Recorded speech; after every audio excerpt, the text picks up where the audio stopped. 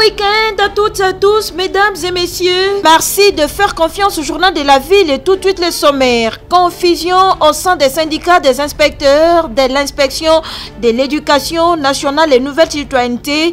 Le syndicat de la défense des droits des inspections du ministère de l'éducation nationale et nouvelle citoyenneté déclenche un mouvement de grève sèche à dater de ces jours, tandis que le syndicat national des inspecteurs de l'enseignement au Congo Signeko, que dirige Henri Christin Longenja, donne quant à lui un ultimatum de 14 jours francs au gouvernement congolais et appelle tous les inspecteurs et agents de continuer à travailler jusqu'au jour de l'ultimatum et reste ouvert au dialogue avec le gouvernement congolais. C'est tout pour les sommaires.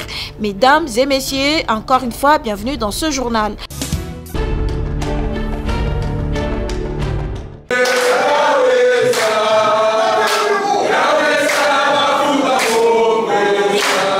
Réunis en Assemblée générale ce samedi 7 septembre 2024 à Kinshasa, le syndicat de défense des droits des inspecteurs du ministère de l'Éducation nationale et nouvelle citoyenneté, SIDEDRI, rejette la proposition du gouvernement d'augmenter 100 000 francs congolais en 2 tranches aux enseignants et décide le déclenchement d'un mouvement de grève sur toute l'étendue de la République démocratique du Congo.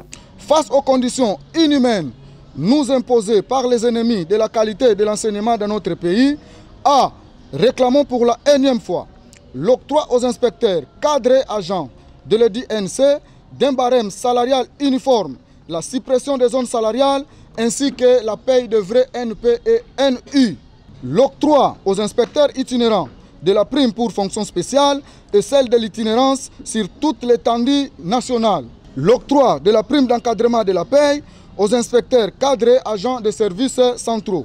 B. Rejetons la proposition du gouvernement d'augmenter 100 000 francs en 2 tranches aux enseignants. La discrimination éhontée dans la répartition du revenu national sur base des articles 36 et 58 de la Constitution. Exigeons la paye des arriérés de primes dues aux intervenants des évaluations certificatives de 3 dernières éditions. L'octroi dans la clé de répartition d'un pourcentage à allouer aux inspecteurs itinérants, le pourcentage lié aux évaluations certificatives et à la vente de fiches E01. La tenue des états généraux de l'inspection générale en vue de passer au peine fin toute la situation est redorée, ce faisant l'image de l'inspecteur et de l'inspection. Décidons, au regard de ce qui précède, le déclenchement d'un mouvement de grève sèche sur toute l'étendue de la République démocratique du Congo. Seule la lutte libère, la paix avale la force. Vive la RDC!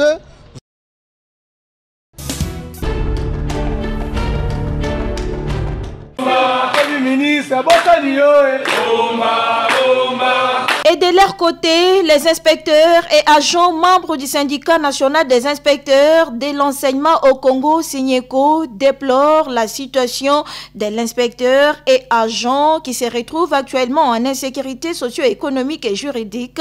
Les Signeko donnent un ultimatum de préavis de 14 jours francs au gouvernement congolais pour résoudre les problèmes de l'inspecteur de l'enseignement au Congo, Henri Christin Longenja, secrétaire général du Signeko, au cours d'une assemblée générale extraordinaire tenue ce samedi 7 septembre 2024 à Kinshasa. La situation de l'inspecteur et son agent reste statique du point de vue économique et juridique. Face à cela, nous invitons en toute urgence la fonction publique de donner les numéros matricules à tous les inspecteurs et agents de l'inspection, en ne prenant que les mises en place, bien sûr, qui respectent les nouveaux cadres organiques, dotés même à l'inspection par la fonction publique elle-même.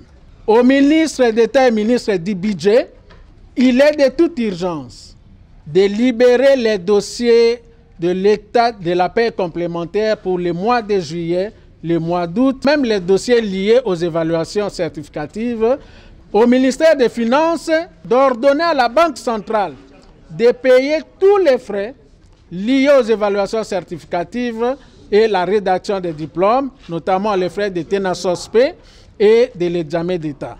À notre ministre, les inspecteurs, votre bras séculier, se voient en insécurité économique et juridique et que pensent que c'est vous, la première-trice, qui doit remédier à cette situation. Et par conséquent, vous prie d'accorder toute urgence pour résoudre les problèmes de l'insécurité juridique que connaît l'inspecteur et son agent aujourd'hui. Et en plus de cela, de s'investir auprès de vos collègues du budget et finances pour que les droits des inspecteurs soient garantis et que les primes soient payées. À cet effet, les inspecteurs et agents donnent un ultimatum de préavis de 14 jours francs à dater de ce jour.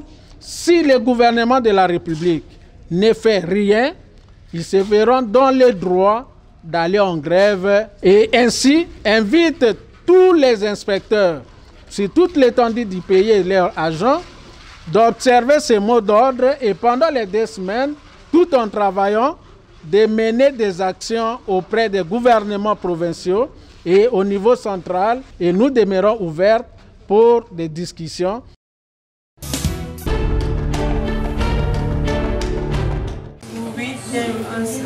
Fini les vacances pour les Bleus Blancs de la République démocratique du Congo. Ce lundi 2 septembre 2024 a eu lieu la rentrée scolaire 2024-2025, une rentrée des classes effective mais très timide pour la plupart des établissements scolaires.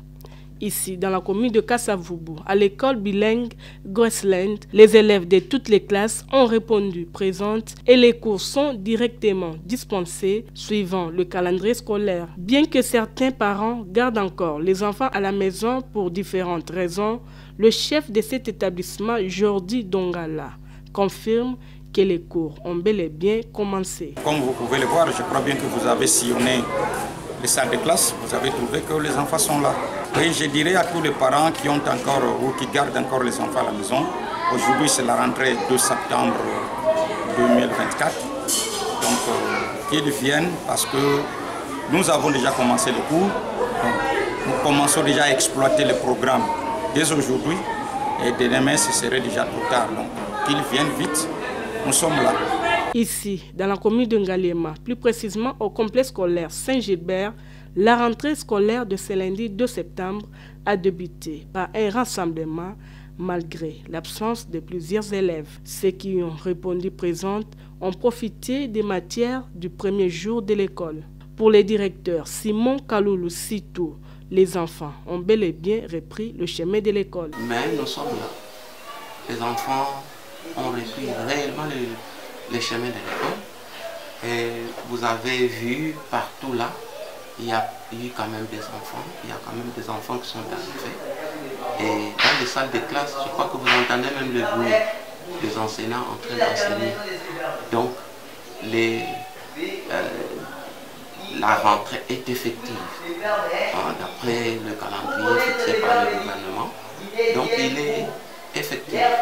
L'année scolaire 2024-2025 a bel et bien débuté ce lundi 2 septembre 2024. Les parents sont invités à ne pas hésiter d'envoyer les enfants à l'école afin qu'ils puissent bénéficier des matières dispensées.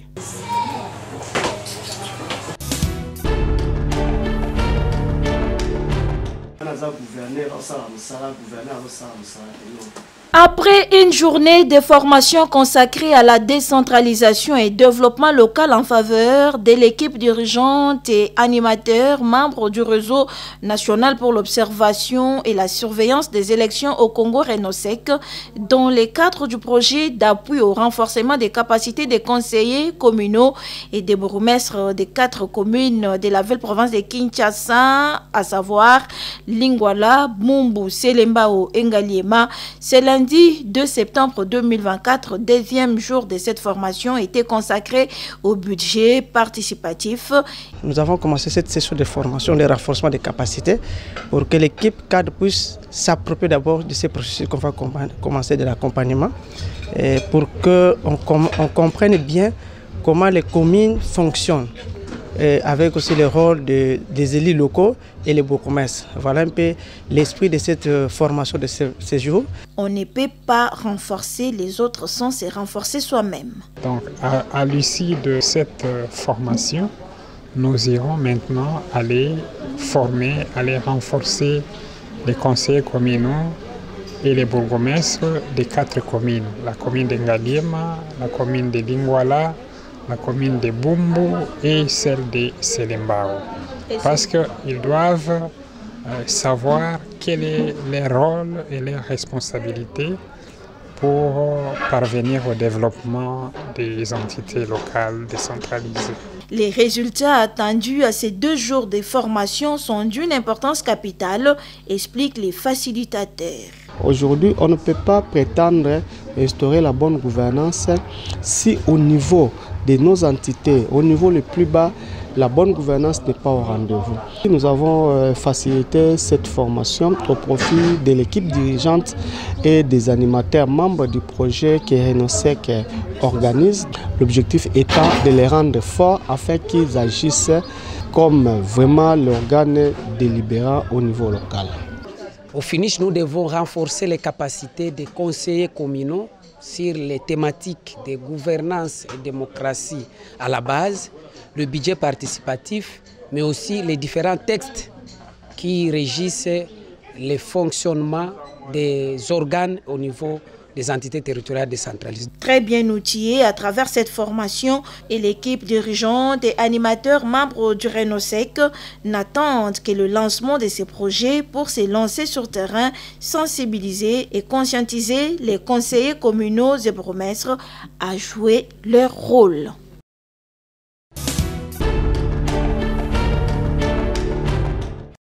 Situé à l'ouest de la place Tiananmen à Beijing, c'est ici au Grand Hall du Peuple qu'a eu lieu la rencontre entre le président Xi Jinping et son homologue congolais Félix-Antoine Tshisekedi Tshilombo.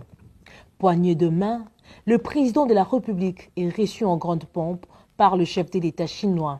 En prélude au sommet FOCAC 2024, le président Xi Jinping a organisé un banquet d'accueil et des événements bilatéraux pour les dirigeants des pays africains présents au FOCAC. La RDC a eu le privilège d'ouvrir ce volet diplomatique. Un moment d'échange d'une demi-heure auquel ont pris part leurs délégations restreintes respectives. Dans son mot de bienvenue, le président Xi Jinping a commencé par remercier son hôte congolais pour avoir honoré l'invitation. Il a par la suite réaffirmé l'engagement de la Chine à veiller sur l'esprit d'amitié et de coopération qui existe entre son pays et la RDC. De son côté, le président Félix Tshisekedi a salué l'amitié historique des 2 États basée sur le respect mutuel et la non-ingérence dans les affaires intérieures du partenaire, tout en renouvelant l'invitation à son homologue pour une visite officielle en RDC. Sur le volet diplomatique, le président Félix Tshisekedi a réaffirmé l'engagement indéfectible de la RDC envers la politique d'une seule Chine en reconnaissant que Taïwan fait partie intégrante du territoire chinois. La RDC est reconnaissante à la Chine pour son soutien continu au sein du Conseil de sécurité des Nations Unies, particulièrement pour la levée de l'embargo sur l'achat des armes. Sur le volet économique et commercial, le chef de l'État a saisi l'occasion de cette rencontre pour faire mention du rééquilibrage en 2024 du contrat mine contre infrastructure conclu par la Chine et la RDC. Pour clore cette première journée diplomatique, le président de la République a échangé avec le vice-premier ministre chinois Ding Xuanxing qui représentait son pays au déjeuner d'amitié officiel offert par le président chinois Xi Jinping au président Tshisekedi et sa délégation.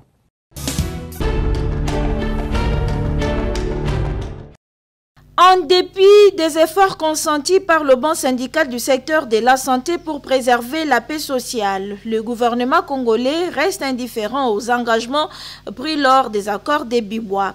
Une situation qui inquiète les syndicats de médecins, des pharmaciens, des infirmiers, des administratifs et des autres professionnels de santé. À l'issue d'une réunion d'évaluation de tous ces accords non respectés, tenu ce mercredi 4 septembre 2024 à Kinshasa, le bon syndicat du secteur de la santé demande au gouvernement d'évaluer sans délai et sans complaisance la mise en œuvre des accords de Bibois, surtout en ces moments particuliers de clôture du traitement des actions prévues au 4e trimestre 2024 et d'élaboration du projet de budget 2025. Leur déclaration. La situation sociale de cadres et agents du secteur de la santé s'est largement détériorée à la suite de la dépréciation de la monnaie nationale. À ce jour, les engagements d'ordre pécuniaire pris par le gouvernement de la République dans le cadre des derniers accords de Bibois ne sont pas tenus. Il s'agit notamment de la paye des derniers paliers de primes et avantages sociaux, de l'alignement à la prime des risques professionnels, de la mécanisation des matriculés non payés et de la paye au grade statutaire. Par ailleurs, plusieurs agents en activité, régulièrement matriculés et mécanisés, ont constaté avec amertume le blocage de leur rémunération au 3e trimestre 2024, sans la moindre précaution administrative qu'exige le caractère alimentaire de la rémunération. En dépit des efforts consentis par les bancs syndicales pour préserver la paix sociale, le gouvernement de la République reste indifférent à la demande d'évaluation de la tenue des engagements pris. Il ne se fait pas non plus la peine d'examiner les cahiers des charges lui soumis. En ce moment particulier de clôture du traitement des actions prévues au 4e trimestre 2024 et d'élaboration du projet de budget 2025, le banc syndical demande solennellement l'évaluation sans délai et sans complaisance de la mise en œuvre des accords de Bibois. Enfin, le banc syndical tient d'ores et déjà le gouvernement de la République pour seul responsable de tout mouvement de mécontentement des cadres et agents du secteur de la santé si rien n'est fait avant le 15 septembre 2024 pour rencontrer leurs attentes sociales légitimes.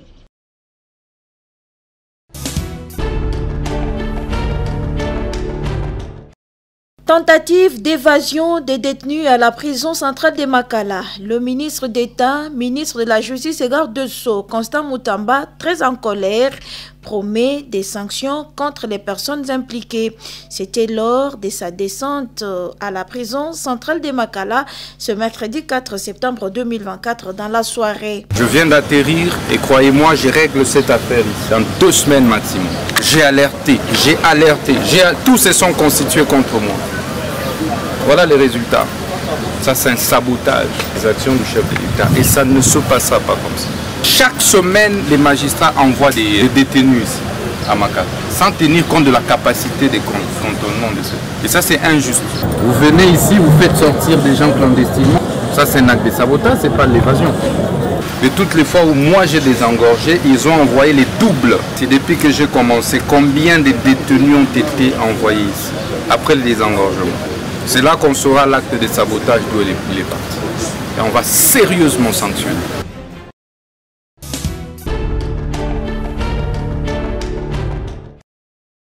La ministre provinciale de l'économie et finances, Yvette Tembokou Linfouka, a eu ce mardi 3 septembre 2024 une séance de travail avec la haute direction de la Direction générale des recettes de Kinshasa, DGRK, dans la salle de réunion de la régie financière. Il était question pour la ministre provinciale de l'économie et finances des villes de Kinshasa de s'imprégner personnellement de la situation qui a prévalu lundi 2 septembre avec la manifestation des quelques agents de la Direction générale de Kinshasa.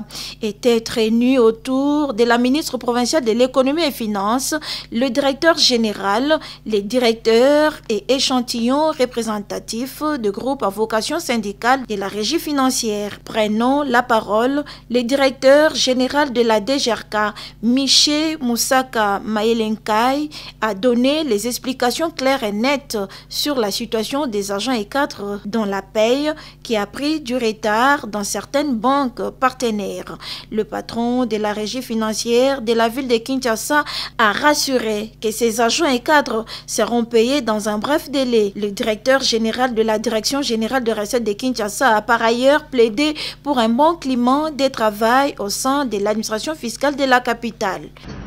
Manifestation d'un certain nombre d'agents, notamment la délégation des agents payés à la BGFI Bank, à l'Ecobank et ceux qui sont pris en charge par la Solidaire Bank.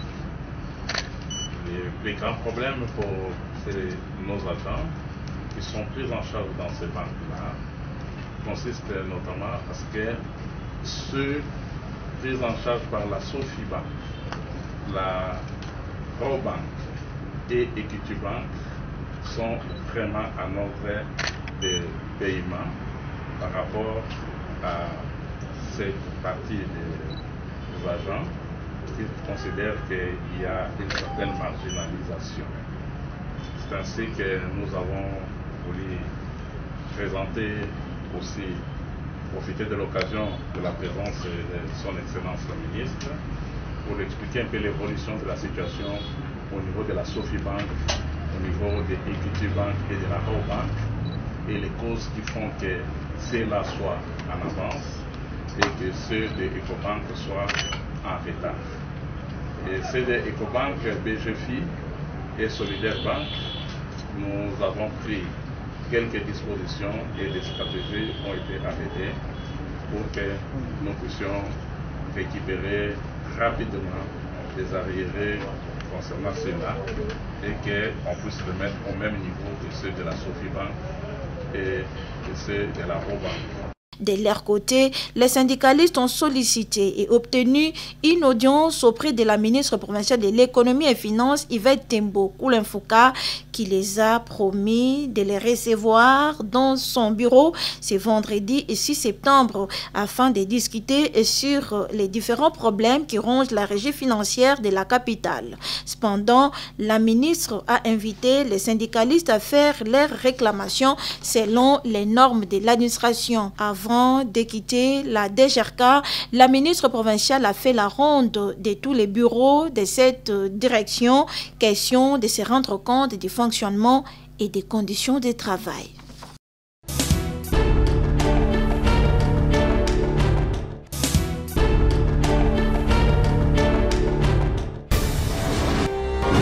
Nous sommes arrivés à la fin de ce journal de la ville, mesdames et messieurs. Merci de l'avoir suivi.